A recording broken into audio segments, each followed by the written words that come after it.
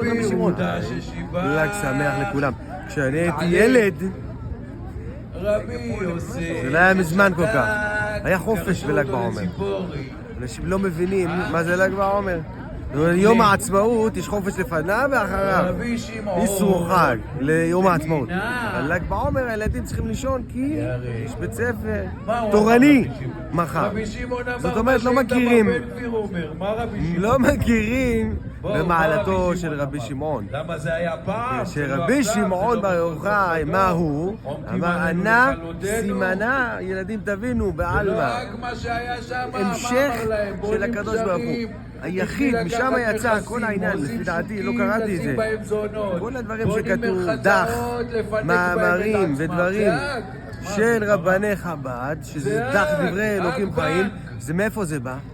רבי שמעון כתוב עליו שאמר תורה על הפסוק שבט אחים גם יחד וירדו גשמים. אמר תורה, זה היחיד שנאמר עליו אמר תורה.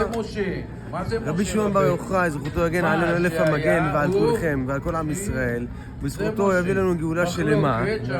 זה בקושי חצי דקה, זה הזמן שנתנו לי. לחיים.